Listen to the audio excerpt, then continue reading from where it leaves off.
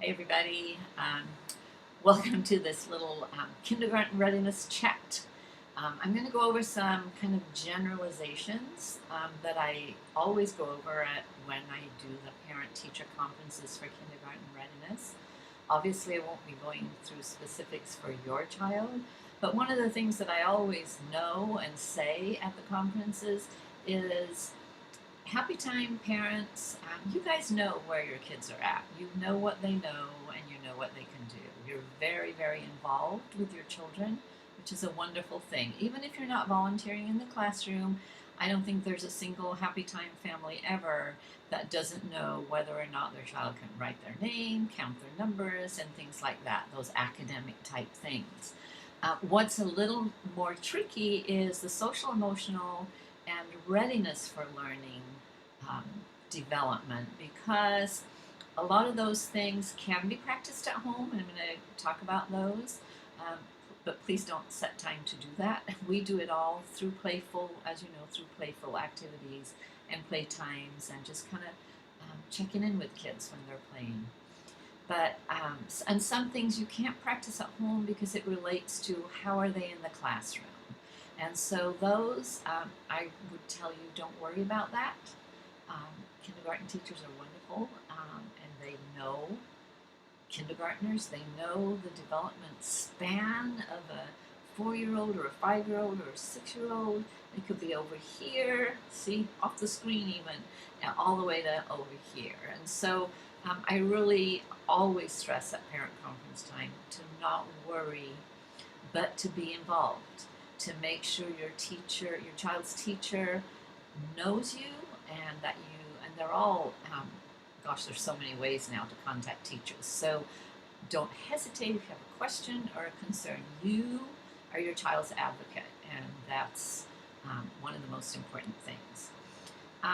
We have no idea what kindergarten is going to look like in the fall at all at this moment in time. I know they're working on what to do and how to do it.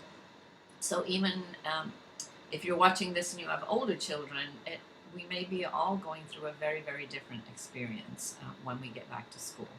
But hopefully you'll find this little chat helpful. I will try not to ramble. Usually when we're having parent conferences, we both ramble because we love talking about your kids, you and I both. But I've got a little outline, and so I'm going to try to stay on track. The outcome of this chat is to make it available to you at your convenience, other than doing a Zoom meeting. You are more than welcome to contact me with specific concerns, questions, either through email. Happy to FaceTime you, and or you can FaceTime with me or just chat with me. Please feel free. This isn't the end of our time together. So I'm going to get started. I am attaching some handouts that we usually give out at a parent meeting that we would have had to talk about kindergarten, where you would also have had the opportunity to talk to a kindergarten teacher and to hear from a kindergarten teacher about what life is like in kindergarten. Right now, they probably don't know. So we missed that. We missed that opportunity, but I am attaching the handouts for you. Hopefully, they'll be a little helpful and something to refer back to. I do want to show you, this is what the preschool developmental profile looks like that I ordinarily would be doing for each child. It has several pages. The first one is what is most important to us at happy time, social emotional development. And then the second page is also super important no matter what they know, and that is learning skills. And that's kind of learning, readiness to learn, readiness to be in a classroom. The other pages are specific to language development, literature, math, and then physical development. And those I won't be going over today since they haven't done those assessments. And even though I could probably fill out a lot of that stuff for your kids, it's not a necessary thing. The academics, they're going to get it. However kindergarten is done in the fall, they will be doing that kind of stuff day in and day out. So wherever they're at now is not really super important to where they will be in the fall, where they will be in December. Just kind of leave that and trust the teachers. But let's talk a little bit about social emotional development. And so I'm not going to hold this up and go over it. If you wanted a copy of it, I'd be happy to email one to you, but I'm just going to kind of go through these so that you can be aware of what is important as children move forward in their school life. Number one, and of course social emotional, backing up a little bit, is Happy Time's main emphasis. For many of you, we've been working on that for a couple of years, guiding children, leading them through interactions, involvements, targeted teaching, but also through their play behaviors. And so number one won't come as a surprise. It says, are they able to share toys, belongings, and play space? And if you've been in our classroom, you know that that can be a huge thing as they crowd over things and learn to deal with where is their space, where can they play without getting into conflict. I would say, 100% we're there. This is at school, not at home, so don't try to do this with siblings. It won't work. This is at school. Most of the kids sometimes need a little guidance, but they would get that anyway. So, but number one, able to share toys, belongings, and play space. Space is important. Are they able to establish, it says, independence from home and family? So otherwise separation anxiety. That's really important in kindergarten because you don't, most kindergarten teachers will not let you hang out. You will not have a long time to ease your child into the classroom. It's basically, bye-bye parents, see ya. And the teachers will handle it. So it's really important for those kids that did struggle with separation anxiety that we've come a long way. They're confident now when they come into school and understand that they're safe. I mean, that's their fear. Are they safe? Is mom ever going to come back?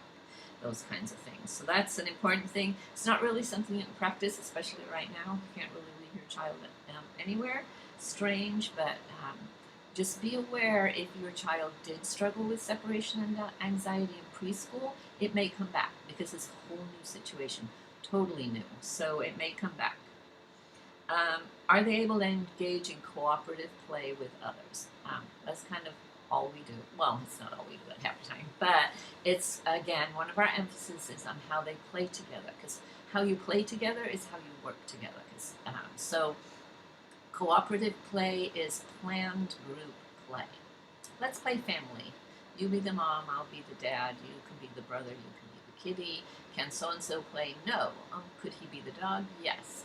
And then they enact that scenario. Let's play hide and seek is a simple one, but it's a cooperative play. You all have roles. So when they're playing in a cooperative play situation, you have roles, and we're there with all of the kids at Happy Time. Imaginative pretend play is important in social development. We get a lot of that. Our firefighters, our police officers, princesses, and then just playing mommy, daddy, cook, and all of those things too.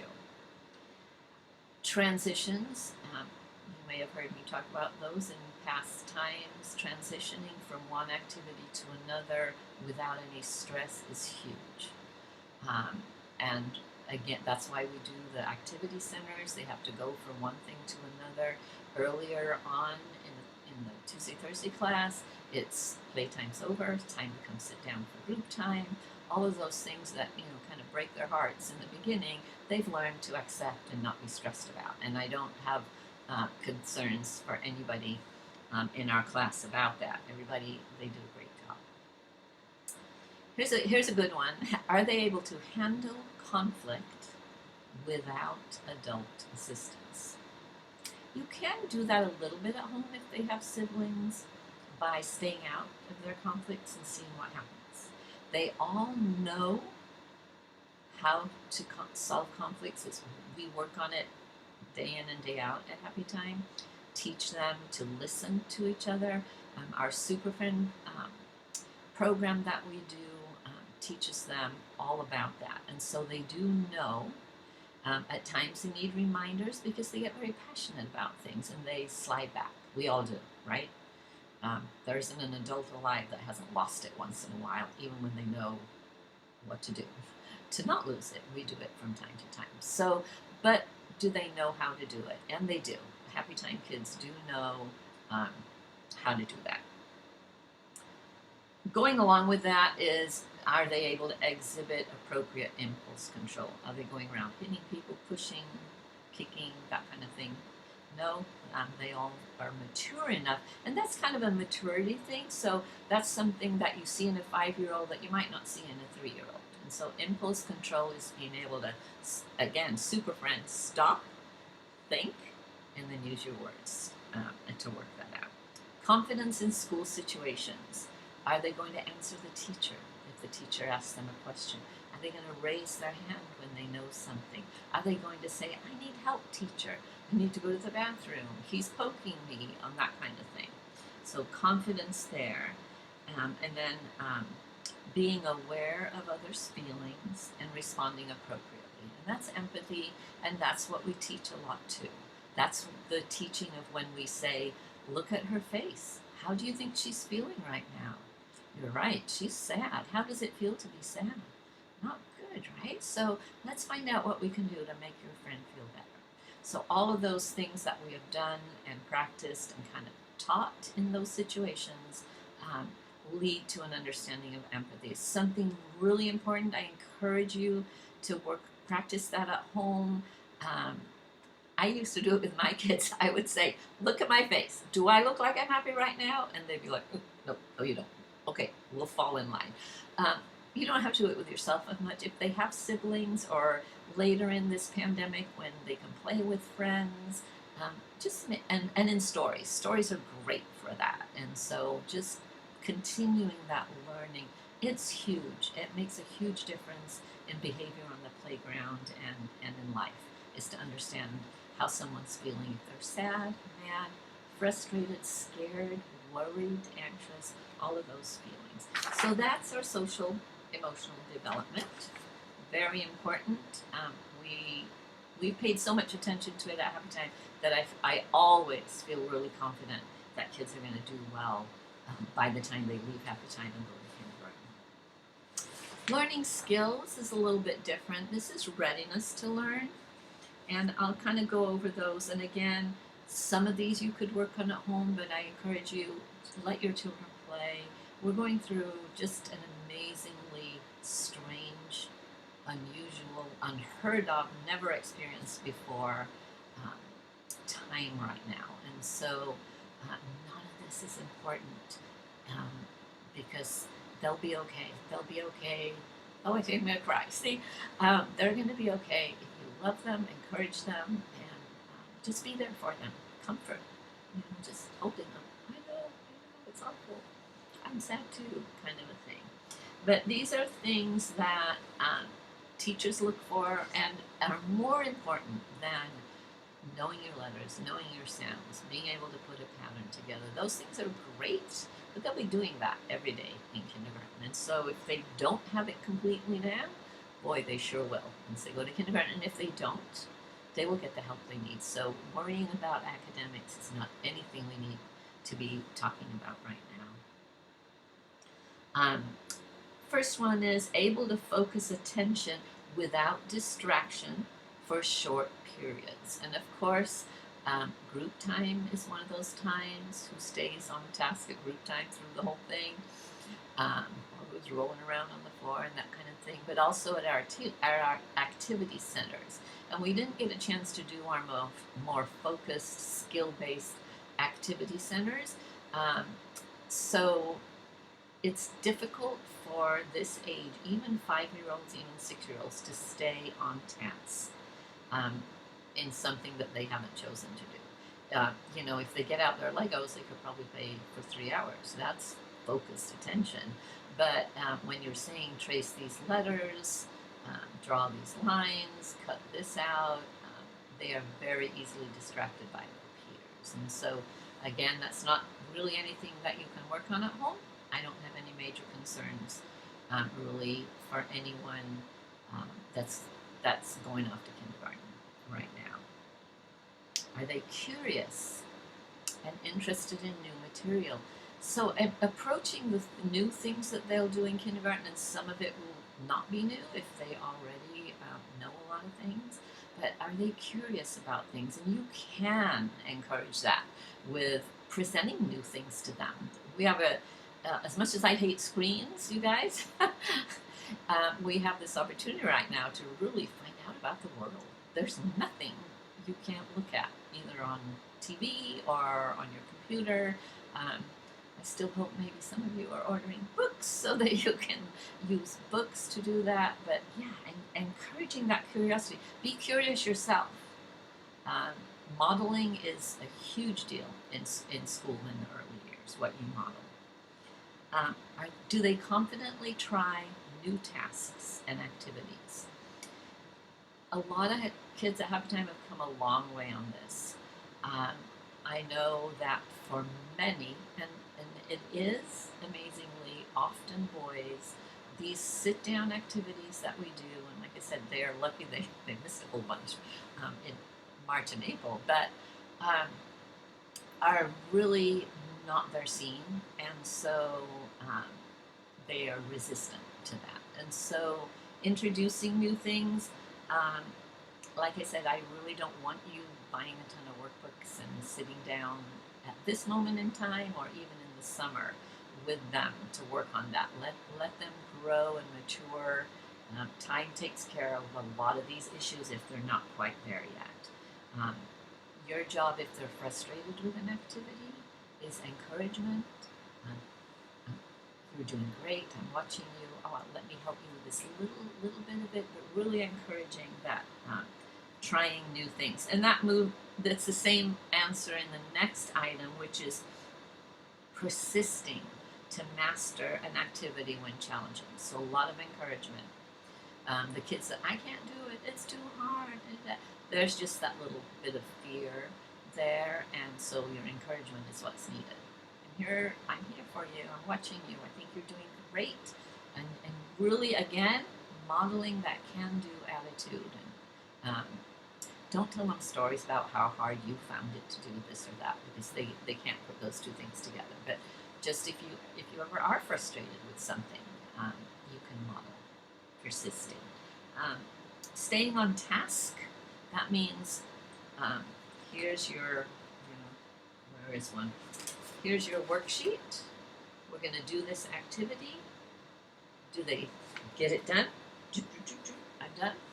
Or are they staring at what somebody else is doing? Are they twirling their pencil around? A lot of kids have a lot of trouble with doing that, with staying on task. And again, something that we work on at our activity centers, and kindergarten teachers know they're going to have to work on it too. They do, and they will. And one of the things with these more skill-based activities is finishing it later, sending it home. Those kinds of things will happen in kindergarten, and kids soon learn that I need to get it done, and it'll work out. It'll happen. But it is an important thing. Listening at group time, well, it is what it is, and teachers have ways of getting the attention back. Kindergarten teachers will have their little clap, clap, clap, or 1, 2, 3, look at me kind of thing. And that's all we have to do. So we don't expect 5-year-olds, 4-year-olds, 6-year-olds, even 7-year-olds, depending on, to listen appropriately always at group times. But teachers, again, know your child's teacher, communicate with them so that if listening is an issue for your child, that you can ask the teacher, how can I help him at home? What can I do to help? Listening and following 2 or 3 step directions, that's always kind of funny. In our activities that we would have done, there's a lot of that. But at home, you can practice that. Put your toys away, go get into your pajamas, and I'll meet you in the bathroom to brush teeth. That's 3 steps. So just giving them a rota of things to do. Put your socks and shoes on, go get your jacket, and meet me at the front door. Those kinds of things. Listens without interrupting is, I always just laugh at that one. Most kids don't. Do they know how to wait? The patient song. It's very difficult for a young child to have an idea in their head and then wait And so even though you're convinced that they're just wanting to drive you crazy by interrupting, um, just practice wait, let me, whatever, do something really quickly or finish something and then listen. And then thank you for waiting, you were really patient. Are they able to learn songs, rhymes, and simple stories? Yes. At Happy Time, there's no problem with that. That's something fun you can do at home, especially with rhymes, because that's part of your reading readiness that we'll go into. It's been taking a long time, I'm really sorry. But so that's learning readiness because it involves listening and paying attention to learn a rhyme or a song or a story. You know, often at Happy Time, when we're doing stories, I'll have the kids pitch in if there's a repetitive ending on each page, and I watch who's doing it and who's like, la la land. Which on here too, it says staying focused during story time and large group activities. It's easy for some children, they're engaged, they're enjoying it. Others, a variety of things will affect them. They're tired, they're hungry, they don't like this story, you didn't pick the one I wanted. All those kinds of things can contribute to an inability to focus. Who are they sitting next to? Teachers will take care of that because they won't be sitting next to that person if they can't stay on task with that. So that's all our learning skills. So those are the things that are important. You'll find them on the handouts that I'm giving out. A couple of other things I wanted to touch on for kindergarten that is really important for you to be working on is they have to be able to take care of themselves. They have to be able to put on a sweater, take it off. Because if they take one off before they go out to recess, for example, they'll have to put it away. Nobody will help them take it off or put it on. So teach that, practice that.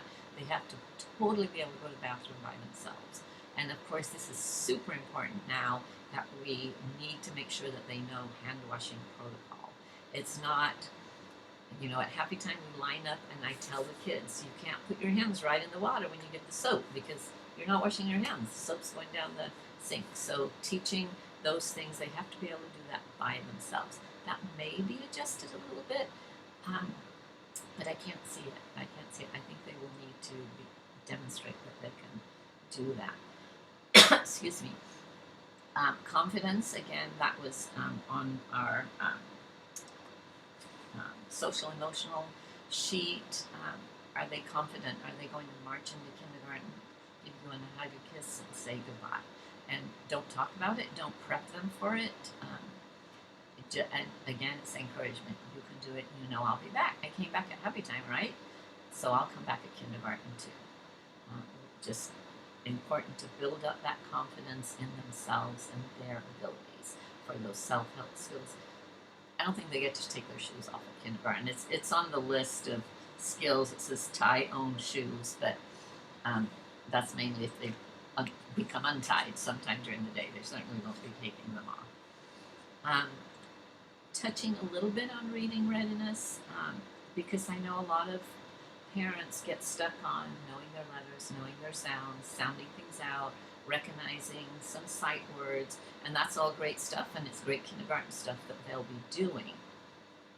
What I recommend before, and obviously still during kindergarten, is to not worry about that as much unless your child is really asking to read their own books. Some children really get it easily, natural readers or instinctive readers. Others, it's a slog, and you don't need to start that any sooner. But what you do want to do is instill a love of books and an interest in stories. And so on the skills and behavior traits that is going to be one of the handouts, there are 3 things on here that I really want to emphasize because to me this is a lot more important than being able to say out, sat, kind of thing. So on here it says, it's number 14, tell what is happening in a picture. And we do that during my assessment time, and it's amazing how many kids see 1 or 2 things when they look at a picture, and then they need help seeing what else is happening or what is going on in the picture. So that's something you can do at home for fun. You can print off pictures of things and talk about them together. It doesn't have to be a book. Number 15 says, and this is huge, retell a story following the sequence of events. It's reading comprehension is so important. What happened at the beginning of the story, and then what happened? And how did the story end? You can, and I also want to emphasize interactive reading. As you're reading to them, if there's kind of like a cliffhanger on one page, you can say, oh my goodness, what's going to happen? And have them guess, and you turn the page, oh, you were right, oh my gosh, that's a surprise. Really getting into the story and not just a glaze looking at the book and listening to you. That's cozy and fun too, but if you're reading and it's kind of like not story time, not bedtime, you don't want to go to sleep. Retelling the story. And then number 16, again, is very important for understanding how a story works, also for creative thought, which a lot of teachers are saying it's dying out, that the only stories kids can tell are ones they've seen or done on a video game or things like that, but to actually create. So tell an original story. And that's why I put the journals in their cubbies for you to use for that. There's still paper there at school on top of the cubbies if you want to have them dictating some stories. One of the things I do when we do that at school, and we didn't finish, so we didn't get to the like tougher parts of doing that, is it has to be original. So it can't have characters in it unless they're made up characters. And can they tell a story about, say, flowers that come to life, or make animals in the story talk? So an original story, really using their creative thought. When kids are older, there's that fun game where you go around and one person says, once upon a time, there was a ghost that, and then the next person has to continue. That kind of thing. To be able to think like that is something that there's just a not research, but just kind of a thought process that it's one of the things we're losing with the amount of screen time that kids are getting.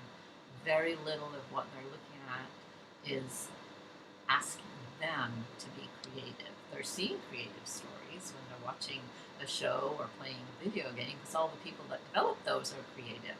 But storytelling itself is not as well developed. So super fun things to do, way more fun than learning your letters and your sounds. Rhymes, keep on rhyming, get a Mother Goose book.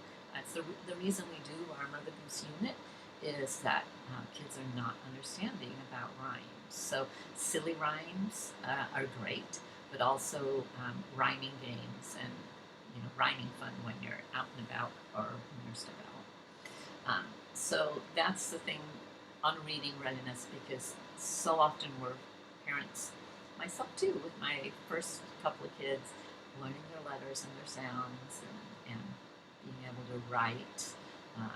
Writing too, it's this. It starts with this, swinging on the monkey bars, riding a bike, using your big muscles down to your hand muscles, Play-Doh, clay, sand, mud, all kind of things. And then it's this, Legos, puzzles, blocks, little things, and then a pencil.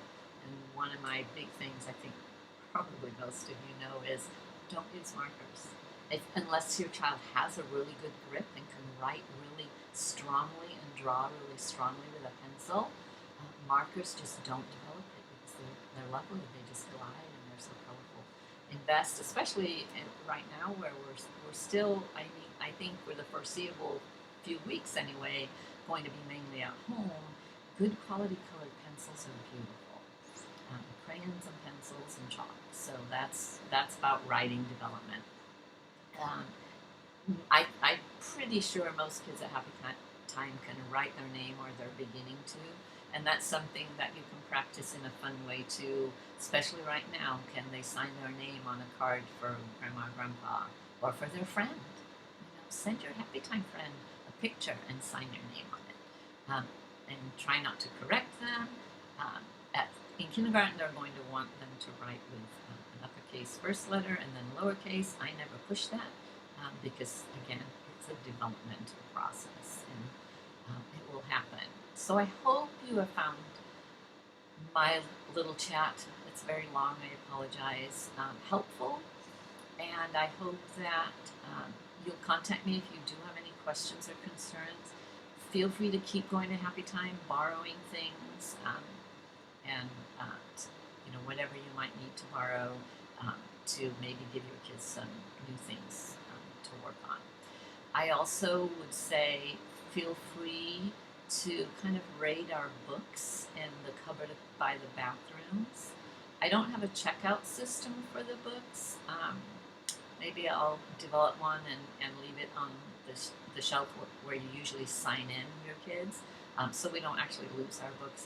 We used to have a book checkout system, and so many books never came back, which is okay, but I'm sure they just got mixed in with yours. But feel free to take a look through there if you come to Happy Time to pick up supplies, if you want something new to offer your child.